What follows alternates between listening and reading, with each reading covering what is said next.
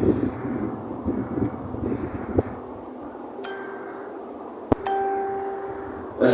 عليكم ورحمة الله وبركاته. أعوذ بالله من الشيطان الرجيم. بسم الله الرحمن الرحيم. الحمد لله رب العالمين، والصلاة والسلام على أشرف الأنبياء والمرسلين سيدنا محمد وعلى آله وصحبه أجمعين. سبحانك لا علم لنا إلا ما علمتنا إنك أنت العليم الحكيم. ولا حول ولا قوة إلا بالله العلي العظيم. رب اشرح لي صدري ويسر لي أمري واحلل عقدة من لساني يفقه قولي وسدد لساني واهد قلبي بحق نبيك محمد صلى الله عليه وسلم. اللهم أغننا بالعلم وزينا بالحلم وأكرمنا بالتقوى وجملنا بالعافية. نوينا التعلم والتعليم والتذكر والتذكير والنفع والانتفاع والإفادة والاستفادة والحث على التمسك بكتاب الله وسنة رسوله صلى الله عليه وسلم، والدعاء إلى الهدى والدلالة على الخير ابتغاء وجه الله مرضاته وقربه وثوابه سبحانه وتعالى. آمين يا رب العالمين. Kitab Sifat 20 muka surat 6 baris yang ke-9 daripada atas. Qiyamah ta'ala binafsihi. Wa qala Syekhul Musannif rahimahullah ta'ala wa nafa'ana Allah bi'ulumihi wa bi'ulumikum wa bi'ulumi masyayikhina fid darain. Amin ya rabbil alamin. Pada perkataan Syekhah wa hu Ajah Al-Faqani rahimahullah ta'ala, Qiyamuhu ta'ala binafsihi, artinya berdiri Allah ta'ala dengan sendirinya. Jadi sambung lagi pembahasan sifat salbiyah, salah satu daripada sifat muhuluh yang wajib kita i'tiqad secara tafsiri, secara terperinci. Bila sekira-kira kalau siapa-siapa yang menafikan sifat qiyamuhu binafsihi, maka hukum dia adalah kafir. Maka kata musannif rahimahullah ta'ala, qiyamuhu ta'ala binafsihi, artinya arti qiyamuhu ta'ala binafsihi, berdiri Allah ta'ala dengan sendirinya sendiri Allah. Itu terjemahan saja, bukan makna lagi. Bukan makna Allah subhanahu wa ta'ala duduk atau diri, bukan. Atau diri dia tu daripada duduk tu tanpa bantuan makhluk, bukan itu. Apa maksud dia? Maka dia pun tafsir. Makna berdiri Allah ta'ala dengan sendiri itu dua makna. Satu makna tidak berkehendak kepada zat, sebab dia zat dah. Gitu. Dia tidak berkehendak kepada zat. Sebab apa? Sebab dia zat dah. Itu makna pertama bagi qiyamuhu binafsihi. Jadi makna pertama qiyamuhu binafsihi ini untuk kritik pandangan buah Nasrani ataupun Kristian yang mengatakan Allah subhanahu wa ta'ala berada dalam tubuh Nabi Isa. Atas pandangan yang mengatakan itulah. Sebab Kristian ini banyak pula buah dia. Jadi atas pandangan yang mengatakan Allah subhanahu wa ta'ala berada mengesap dalam badan tubuh Nabi Isa, maka benda mengesap, benda hulul, benda masuk ke dalam suatu ni sifat. Jadi qiyamuhu binafsihi ini menolakkan bahawasanya Allah subhanahu wa ta'ala bersifat, Allah subhanahu wa ta'ala itu sifat. Dia kena beza Allah subhanahu wa ta'ala itu sifat dengan Allah subhanahu wa ta'ala bersifat. Sifat mustahil, bersifat wajib. Allah subhanahu wa ta'ala itu sifat, bukan. Dia bukan sifat, sebab dia zat. Tapi Allah subhanahu wa ta'ala bersifat, itu wajib. Kalau Allah subhanahu wa ta'ala tidak bersifat, sedangkan dia ada, sedangkan dia zat, maka dia panggil kita termasuk dalam kalangan mu'attilah, orang yang mengosongkan Allah ta'ala daripada sifat. Jadi Mu'attilah ni buat sesat, bukan Ahlus Sunnah wal Jamaah. Jadi i'tiqad Ahlus Sunnah wal Jamaah, Allah Subhanahu wa ta'ala itu bersifat seperti mana kita ni bersifat, Allah juga bersifat. Cuma berbezanya ialah kita ni sifatnya baru, Allah Subhanahu wa ta'ala sifat dia qadim. Itu beza. Jadi bila kita kata Allah Subhanahu wa ta'ala bersifat, sifat dia itu qadim, sifat dia semua qadim, semuanya tidak ada baru. Tak ada satu pun sifat Allah tu bersifat dengan baru. Siapa yang i'tiqad sifat Allah baru kafir, walaupun sifat tersebut ma'ani sekalipun. Sifat ma'ani kalau dinafikan hukumnya fasik, tapi bila dia kata sifat ma'ani Allah itu baru, kafir. Jadi Mu'tazilah antara orang yang menafikan sifat ma'ani Allah Subhanahu wa ta'ala, hukumnya fasik. Kita ada Sunnah wal Jamaah mensabitkan sifat ma'ani Allah Subhanahu wa ta'ala. Tapi kalau dia tu Mu'tazilah mengatakan sifat Allah Ta'ala baru, kafir dia. Sebab apa kafir? Sedangkan sifat ma'ani kalau dinafikan fasik. Kerana kalau kita sabitkan sifat Allah itu baru, maka automatik dalam kepala otak kita akan mengatakan zat Allah juga baru. Ada kaedah ma yulazimul haditha hadithu, perkara yang melazimi baharu itu baharu. Ada tak benda tu baharu sifat dia qadim? Ada. Sebab benda baharu ni benda baru ada, tiba-tiba sifatnya sejak azali, tak boleh. Ataupun benda itu baharu dan benda itu qadim, zat Allah Ta'ala qadim, zat Allah Ta'ala tidak baharu, tapi sifat dia baharu. Jadi maksud dia apa kalau sifat Allah Ta'ala baharu sedangkan zat Allah qadim? Maknanya Allah Ta'ala sejak azali sudah ada, tapi sifat tak ada lagi, baru ada. Jadi seolah-olah Allah Ta'ala sejak azali dia tidak bersifat dengan sifat-sifat kesempurnaan, baru saja bersifat. Itu yang menunjukkan kekurangan pada Allah Subhanahu wa ta'ala. Maka bersabit kekurangan pada Allah Subhanahu wa ta'ala, hukumnya kafir. Ada yang mensabitkan kekurangan pada Allah Ta'ala, hukumnya fasik, seperti menafikan sifat kekurangan sifat ma'ani, tapi dia tidak mengakui bahawasanya Allah Subhanahu wa ta'ala tidak berkuasa, Allah Subhanahu wa ta'ala tidak berkehendak. Dia tak akui itu, dia tak kafir lagi. Tapi kalau sampai tahap mengatakan Allah Subhanahu wa ta'ala tidak berkuasa, Allah Subhanahu wa ta'ala itu jahil, maka baru kafir. Kemudian ada musannif rahimahullah ta'ala dua, yang ini kedua, makna kedua bagi qiyamuhu bi nafsihi ialah makna berdiri Allah Subhanahu wa ta'ala dengan sendiri itu, tidak berkehendak kepada orang yang menjadikan dia menjadikan Allah, sebab Allah tu menjadi kepada orang dah. Contoh makna kedua pada qiyamuhu bi nafsihi pula ialah Allah Subhanahu wa ta'ala tidak berkehendak kepada pencipta untuk menciptakan dia. Sebab apa begitu? Kerana analoginya Allah Subhanahu wa ta'ala sudah mencipta, Allah Subhanahu wa ta'ala juga pencipta. Beza dengan kita pencipta, Allah pencipta. Kita pencipta tapi dicipta oleh orang lain. Ya, kita secara bahasanya kita ni dilahirkan daripada mokok kita. Jadi kalau ikut dari sudut penciptanya, mokok kita lah.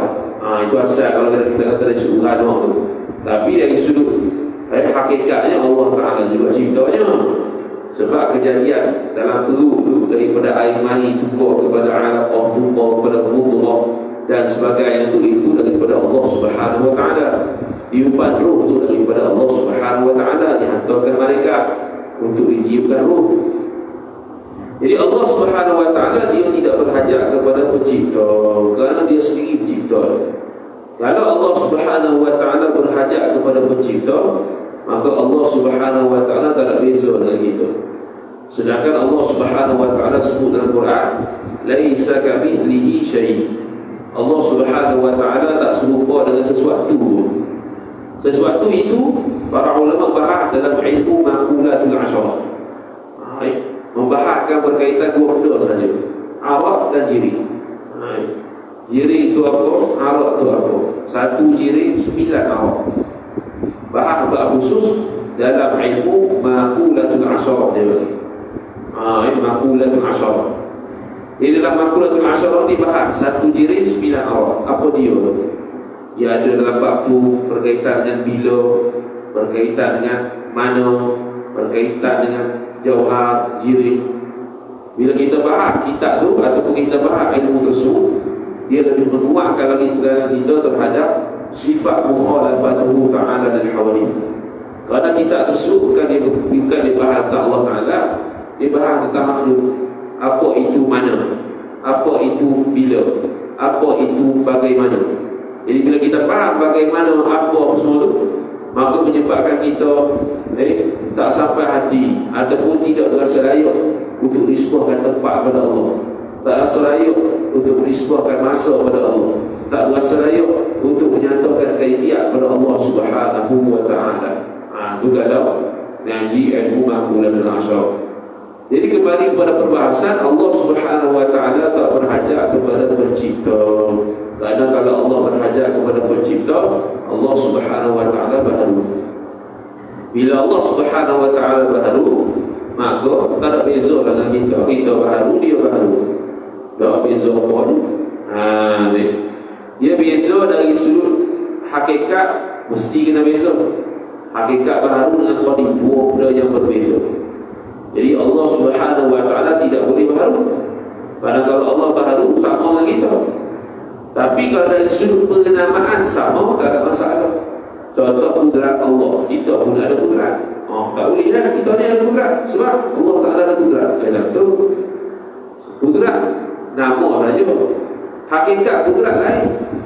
Kudrat Allah qadim, kudrat kita baharu. Kudrat Allah tidak diciptakan sesuatu, kudrat kita diciptakan sesuatu. Kudrat Allah Ta'ala kekal selama-lamanya, kudrat kita tidak kekal. Kudrat Allah Subhanahu wa ta'ala ada pada zat Allah Ta'ala, tidak berganjur, tidak hilang. Kudrat kita, kudrat makhluk boleh jadi hilang, boleh jadi kurang. Jadi makin tua makin hilang, makin kurang, lama-lama hilang. Wal'iyadu billah. Kemudian dia pun bagi dalil, ada pun tanda berdiri zat Allah Ta'ala itu. Makna dia binafsi juga. Jadi berdiri Allah dengan sendiri itu hanya terjemahan, bukan makna. Jangan duk faham Allah Ta'ala diri pula, daripada duduk diri duduk cacar gitu kan. Kemudian dalil dia ada pun tanda, yang ini dalil berdirinya zat Allah Ta'ala, dengan makna Allah Ta'ala itu bukan zat. Allah Ta'ala itu tidak berhajat kepada pencipta. Dalilnya ialah baharu sekalian alam ini. Baharu sekalian alam ini, jadi akan dalilnya dalil qiyamuhu ta'ala binafsi. Jadi baharu alam itu dia panggil sebagai dalil ijmali, dalil secara umum. Baharu itu bukan dalil ijmali, dan baharu itu dia panggil jihatul dilalah. Kenapa kita panggil alam? Kenapa kita pilih alam sebagai dalil kepada qiyamuhu binafsi? Sebab dia baharu. Baharu itu dia panggil jihatul dilalah. Sebab kenapa kita pilih dia itu sebagai dalil. Jadi para ulama ahli sunnah wal jamaah khilaf, sama ada sebab kita pilih alam ni kerana baharunya, ataupun sebab kita pilih alam ni kerana mungkin, iaitu alam ni boleh ada boleh tak ada, ataupun dengan sebab kedua-duanya dan sebagainya. Jadi khilaf. Cuma para ulama Ahlussunnah wal Jamaah kebiasaannya mengambil dalil kenapa alam ini dipilih ialah kerana baharu. Kebanyakannya begitulah. Sebahagian ulama saja yang kadang-kadang meletakkan kenapa pilih alam kerana dia itu mungkin. Itu sebahagian saja. Kebanyakan kita jauhi khususnya, dia akan sebut kenapa pilih alam kerana baharu. Jadi dalil ijmalinya bukan baharu sekalian alam saja. Sekalian alam saja itu merupakan dalil. Baharu itu sebab kenapa alam itu menjadi dalil. Alam ni maksud dia ialah ma siwallah, benda selain Allah Subhanahu wa ta'ala. Ma siwallah ni benda yang selain Allah Subhanahu wa ta'ala, itu dia panggil sebagai alam. Jadi alam ni benda selain Allah. Mana kalau Allah bukan alam. Jadi sebab itu kita tak boleh kata Allah Subhanahu Wa Taala berada di alam sekian-sekian. Tak boleh. Sebab dia tu ke alam. Kalau kita boleh Allah Ta'ala kita ni berada di alam syahadah, kita berada di alam ruh, ataupun Syekh Khalil Jailani rahimahullah mengatakan berada dalam ruh, berada dalam alam yas'alunaka 'anil ruh. Betul. Bukan kan? Ini. Sudah bukan tu.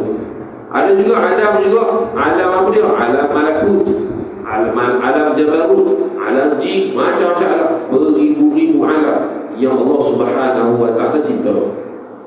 Tapi Allah Taala tidak berada di alam, tidak berada di dalam alam tersebut. Sebab itu dalam kitab Aqidatul Najih karangan Tuan Minal Al-Fatani rahimahullah, kitab Ad-Durrus Tsami karangan Syekh Daud Al-Fatani rahimahullah taala menyebutkan bahawasanya Allah Subhanahu Wa Taala tidak berada di luar alam, tidak berada di dalam alam. Nak kata apa tu? Nak kata Allah tidak bertempat dan tidak berarah. Kalau berada dalam alam, arah dia dalam. Dalam, bila kata dalam alam, jadi arah dia mana? Atas apa? Bawah siapa? Kiri siapa? Kanan siapa? Automatik akan jadi gitu. Kalau berada di luar alam, makna alam di bawah Tuhan kau, di atas Tuhan kau. Kalau berada di luar alam, jadi kalau alam ni kita katakan qurratul alam, bulatan alam. Allah Ta'ala berada di luar alam. Allah Ta'ala berada di luar alam. Alam tu berada di luar tu, di atas tu, di kiri tu, di kanan tu, di bawah tu, macam mana? Jadi gitu lah. Sebab Allah Subhanahu Wa Ta'ala sebelum menciptakan makhluk dia tidak berarah. Mana arah Tuhan? Sebelum Allah cipta alam, tak ada. Arah ni bila kita sampai, bila ada benda. Contoh masjid ni. Jadi masjid ni jising lah, bukan Tuhan pula. Jising. Lepas tu kita duduk sini. Jadi kanan kita mana? Kanan kita situ.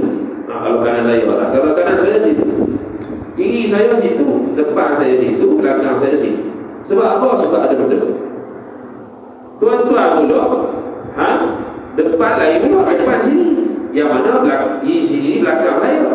Tapi tuan-tuan ni depannya tu belakang, saya depannya situ. Jadi depan belakang ni dia panggil amrun i'tibari, benda yang kita faham, nisbah pada sesuatu belakang. Jadi kalau alam tak ada lagi, bila Allah Subhanahu Wa Taala ada sejak azali, alam belum ada. Allah ada di mana? Allah ada di arah mana? Tak ada. Allah tidak berarah. Sebab masa itu tak ada alam. Mana nak ada arah? Nak faham arah ni ialah mesti kena benda tersebut ada nisbah dengan sesuatu barang yang lain. Kanan, dia tak boleh tiba-tiba saya di kanan. Kanan siapa? Kanan tiang, untuk bawah. Ini kanan saya. Sebab kita ni ada jisim, kita ni ada juzuk, ada bertubuh, dan ada tinggi, ada bawah, kanan kiri, belakang. Jadi dari sudut tubuh kita sendiri ada arah dah. Tubuh tu zat Allah Ta'ala tak ada arah. Zat Allah Ta'ala sendiri tak ada arah. Dan Allah Subhanahu Wa Ta'ala tidak berarah daripada suatu benda lain. Kita, zat kita sendiri dah berarah dah. Sini kanan kita, sini kiri kita, sini atas kita, kaki itu bawah kita. Apatah lagi, di depan kita, di belakang kita. Apatah lagi kita disebut dengan benda lain. Ini saya berada di kiri, di kanan tiang. Betul. Di kanan dinding ataupun tiang. Saya berada di kiri tiang sana. Ini kiri. Sana kanan, tiang tu betul. Di sebelah sana saya kiri, di sebelah sini saya kanan. Duduk tempat sama, tapi beza. Sebab kita faham, bila di sebelah sana sini kiri, di sebelah sini sini kanan. Jadi Allah Subhanahu Wa Taala tidak berkiri, tidak berkanan, tidak berdepan, tidak belakang. Kemudian kata musannif, apa sebab ambil dalil? Apa sebab ambil alam ini buat dalil? Kata Tuhan itu berdiri dengan sendiri sangat. Sebab alam ini kena jadi. Sebab apa kita pilih alam ini sebagai dalil? Dia mahu binasih sangat. Sebab alam ini kena jadi. Siapa yang menjadikan? Allah Subhanahu Wa Taala. Kenapa Allah Subhanahu Wa Taala? Kerana dia seorang saja dari sudut dalil akal, dari syarak, dia tu digelar sebagai Tuhan. ataupun dengan akal, dia Tuhan. Tak boleh. Contoh kita ambil Tok Pekong, yang orang anggap dia Tuhan. Tok Pekong berisik sama dengan kita. Jadi ke mana kita boleh kata dia Tuhan? Dia berarah, kita berarah. Dia orang buat Tuhan pun bukan orang buat. Dia orang buat, kita sembah, kita orang tu sembah, orang tu sembah benda yang dia buat sendiri. Tak gila tu ambil sembah diri sendiri. Kalau itu akal. Sebab kita dicipta dan kita ni tak tahu secara zahirnya mencipta tu lagu mana. Tapi kita mencipta patut ataupun Tok Pekong. Patut kita sembah Tok Pekong. Tu tak gila tu. Tak logik kita kata hak tu Tuhan. Itu bukan Tuhan. Dia tu bertisik. Nanti Dajjal contohnya dulu, dia mengaku Tuhan juga. Jadi orang mengaji sifat dulu, orang yang belajar tauhid sungguh, faham sungguh tauhid yang dibawa ulama 20 sifat 20 ni, dia akan faham hak tu bukan Tuhan. Jadi sebab Dajjal tu berdiri, Dajjal tu bertempat, dia berada di depan sesuatu, kiri sesuatu. Walaupun Allah Subhanahu Wa Taala mengizinkan dan kehendak sejak azali, dia akan buat perkara-perkara yang luar biasa kan. Dia akan suruh hujan turun, dia akan suruh hidupkan bapak kita, dalam fitnah besar. Anggap Tuhan suruh, nampak macam Tuhan suruh, tapi hakikatnya bukan Tuhan. Dia berdisik. Lepas tu apa nama tu? Apa lagi? Dia bukan qadim, dia dicipta. Dia akan fana. Kemudian Nabi Isa AS dia akan dimusnahkan. Jadi kok mana dipanggil Tuhan? Itu fitnah, antara salah satu fitnah yang cukup besar di atas dunia berkaitan dengan pegangan akidah kita. Dia ada dua kali. Satu di akhirat, satu di dunia. Di akhirat pula Allah Subhanahu Wa Taala menyuruh para malaikat untuk menjelma dia sebagai Tuhan. Tadi ada tes, mana orang kafir, mana orang munafik, mana orang beriman. Bukan Allah tak tahu.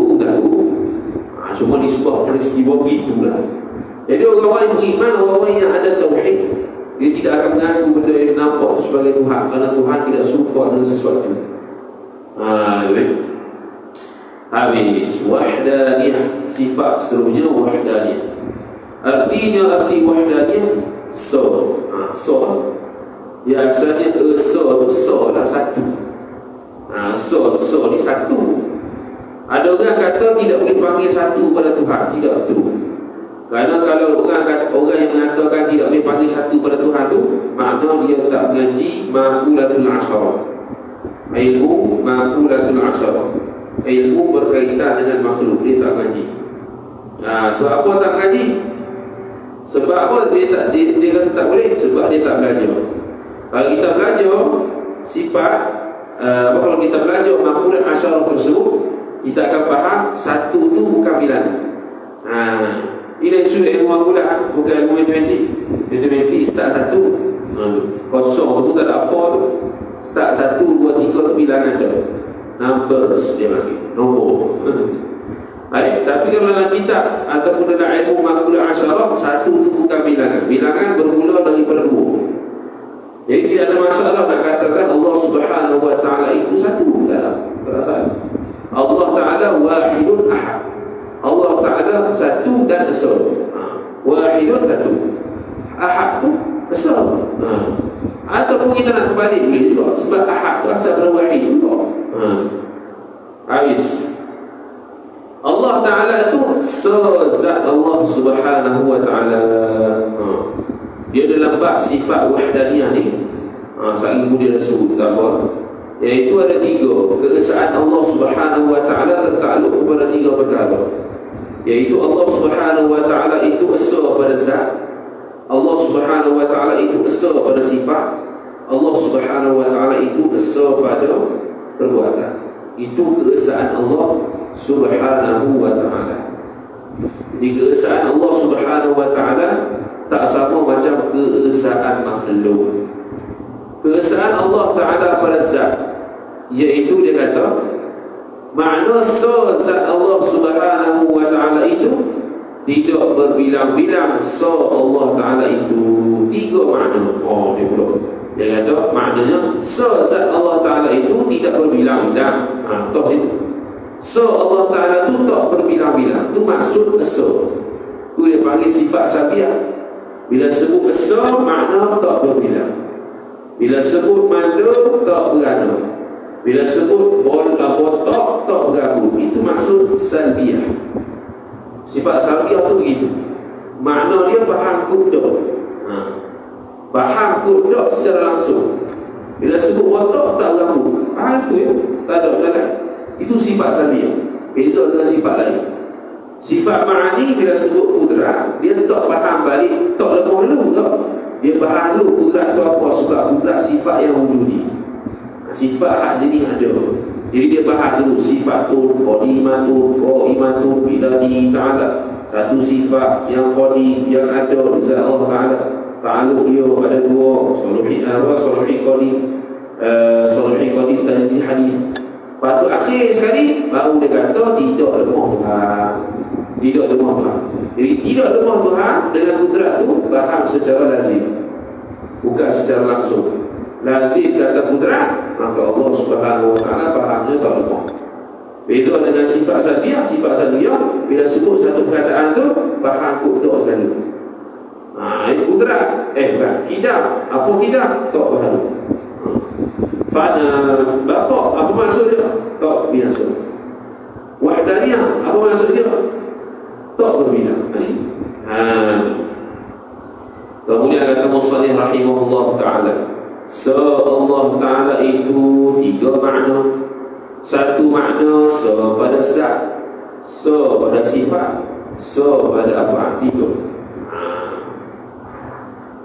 Pada zat, pada sifat, pada apa? Salah satu tiga-tiga ni belah dua pula. Maka dia pun kata, maka pada zat Allah Ta'ala itu tidak boleh gerak dan tidak boleh belah bahagi. Tidak boleh belah bahagi. Jadi zat Allah Ta'ala tak boleh gerak, tak boleh belah bahagi, tak boleh belah. Ini dia panggil kam muttasil pada zat. Ternafinya kam muttasil pada zat dengan sabitnya sifat esa. Kam muttasil ni mana apa? Benda yang berkait di zat Allah Ta'ala itu sendiri. Boleh gerak ada zat Tuhan.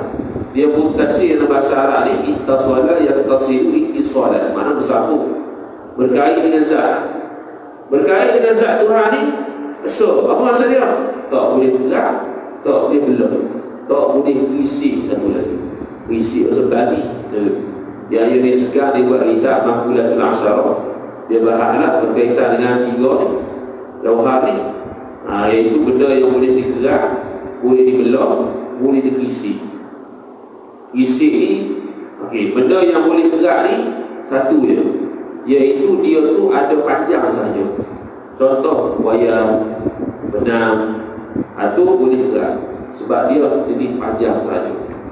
Yang boleh belah-belah ialah ada panjang, ada lebar saja. Contoh tisu, contoh kitab, buku, dia tidak ada tebal. Contohlah kalau kitab ada tebal lah, kitab ibis contohnya tak ada tebal contohnya. Dia tidak ada tebal, dia ada panjang dan panjang dan lebar saja. Contoh tisu, halus je. Hal tu boleh gerak, hal tu boleh belah. Papan nipis yang tidak ada tebal. Tapi kalau dia ada tebal, dia ada panjang, dia ada lebar, hal tu boleh gerak, boleh belah, boleh risik, ataupun kita kata boleh terbang. Macam pokok tu, batang pokok, hal tu boleh gerak, boleh belah, boleh terbang. Hal tu semua jisim. Hal tu semua jisim. Itu alamat jisim, iaitu boleh gerak, atau boleh belah, ataupun boleh terbang, ataupun salah satu dari pertiga. Kalau kita boleh lakukan, sebab tubuh kita ada tebal, ada panjang, ada lebar. Jadi kita ni boleh digerak, boleh dibelah, boleh ditebang. Maka kata Musannif rahimahullah ta'ala,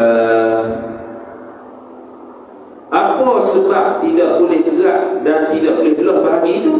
Sebab dia tidak jiring dan berjisim. Jiring ada dua. Pertama dia panggil jirim murakkab, jirim yang tersusun. Jirim yang tersusun ialah dia panggil isim. Jirim yang tersusun maksud dia ialah dia terdiri daripada dua jauhar firi, dua jirim firi. Jirim firi ni apa pula? Jirim firi ni ialah jirim yang memang tak boleh belah, tak boleh gerak, tak boleh terbang. Dia halu ni. Jirim yang paling halu ni. Kalau dulu orang panggil akau, sekarang ada lebih kecil lagi berakau. Kecil itulah dia panggil jirim firi. Kalau atom paling kecil, atom itulah jirim firi. Gabungan daripada dua atom jadi molekul, contohnya itu jisim dah. Ataupun dia panggil jirim murakkab. Dua tu. Jirim tu ada dua, jirim murakkab atau jirim firi. Firi ni fardal. Asalnya fardun jauh. Jirim mufardin asal itu orang sebut. Betul biasa orang sebut itulah bahasa Arab jirim mufardin. Tapi nak mudah sebut jirim firi itu ya. Kemudian kata musannif rahimahullah taala, dan pada sifat itu tidak berbilang pada jenis yang satu.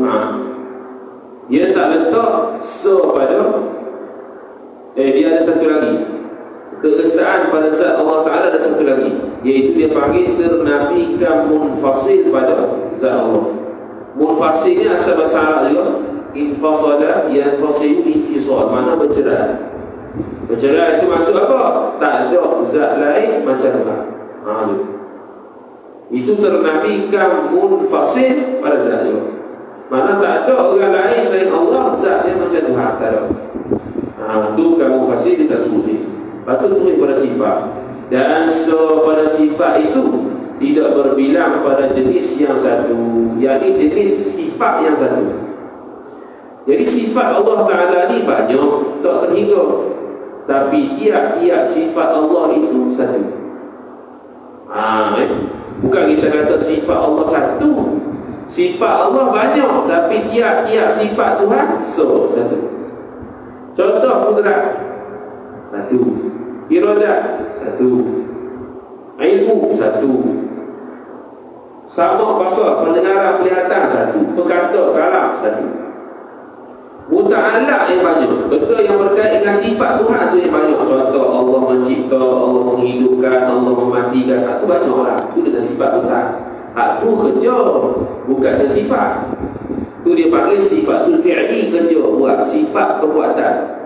Yang kita bahas adalah sifat ma'ani, sifatul zat, sifat yang pada zat Tuhan. Jadi kita ada sunnah wal jamaah tidak menafikan sifat-sifat Allah satu, dan tidak menafikan sifat Allah ni tidak berbilang. Sifat Allah Subhanahu wa taala ni tidak terhingga. Mu'tazilah lain. Mu'tazilah dia pertama tidak mengiktiraf sifat ma'ani, maknanya dia menafikanlah satu sifat. Yang kedua, dia mengatakan bahawasanya sifat ma'ani ni tak boleh Allah Ta'ala ada sebab akan jadi ta'addudul qudama. Atas kaedah ta'addudul qudama mustahilun. Berbilang-bilang benda qadim ni mustahil. Jadi ahli sunnah jawab balik, berbilang benda mustahil, berbilang benda qadim itu mustahil ialah kalau benda itu zat. Contoh sejak azali Allah Ta'ala ada, kemudian ada Ahmad, itu mustahil sebab Ahmad itu zat. Adapun berbilang-bilang benda qadim, iaitu dari sudut sifat, tak ada masalah. Sejak azali Allah seorang, satu. Zat Allah berlambak, tak tahu berapa banyak tu, boleh, tak ada masalah. Sebab dia tidak terjadi ta'addudul qudama. Berbilang benda qadim itu tak terjadi. Hanya terjadi pada zat sahaja, bukan pada sifat. Kemudian dan pada af'al. Af'al ni perbuatan. Af'al tu ada alif. Alif fa'il, alif lam. Af'al di jamak taksir bagi fi'lun. Fi'lun, fi'lani, af'alun. Dan af'al itu, pada af'al itu tidak tumpang tidak tumpang af'al, tidak tumpang perbuatan orang. Mana Allah Subhanahu wa taala buat sesuatu tidak berkongsi dengan orang lain, dan orang lain tersebut tidak mengingkar pada perbuatan. Adapun tanda Allah Ta'ala itu baru sekalian alam ini menjadi akan dalilnya dari wahdaniyah. Itu macam tadi lah, sama saja. Apa sebab ambil alam ini buat dalil kata Tuhan sangat? Sebab alam ini berbilang. Sebab alam ini berbilang. Bila kata alam ini berbilang, Allah Ta'ala sebut laisa kamitslihi syai'. Jadi syai' situ, sesuatu situ berbilang. Makhluk itu berbilang, Allah tak berbilang. Sebab kalau berbilang sama dengan makhluk. Jadi hal itu mustahil. Jadi Allah Ta'ala, jadi kesimpulan dari sifat wahdaniyah ni ada 3. Pertama, asa pada zat. Kedua, asa pada sifat. Kedua, ketiga, asa pada af'al. So pada zat ni maksud adalah ada 20, iaitu zat Allah tak boleh gerak, tak boleh belah, tak boleh terbang. Yang kedua, tak ada orang lain zat macam Tuhan. Sifat pun 2 juga, iaitu Allah Ta'ala sifat banyak, tapi setiap sifat tu satu je. Dan yang kedua yang tak disebut di sini ialah sifat Allah Ta'ala itu tak ada orang lain yang bersifat macam Tuhan. Itu yang kedua. Kalau sifat, kalau pada perbuatan pula, pada perbuatan dengan maksud tak ada orang lain yang Allah kongsi buat sama dengan dia untuk buat satu perbuatan. Ataupun tak ada benda lain yang boleh mengingkar macam Tuhan seperti Tuhan buat. Itu pun tak boleh juga. Mesti Allah Ta'ala saja yang mengingkar, hal lain itu hanya usaha ikhtiar sahaja. Wallahu ta'ala a'lam. A'udzu billahi minasyaitonir rajim. Bismillahirrahmanirrahim. Alhamdulillahi rabbil alamin. Wassalatu wassalamu ala asyrafil anbiya'i wal mursalin sayyidina Muhammadin wa ala alihi wa sahbihi ajma'in. Allahumma zidna ilma warzuqna fahma. Allahumma zidna ilma warzuqna fahma. Allahumma zidna ilma warzuqna fahma. Wa sallallahu ala sayyidina Muhammad wa ala alihi wa sahbihi wa baraka wa sallam. Walhamdulillahi rabbil alamin. Wassalamualaikum warahmatullahi wabarakatuh.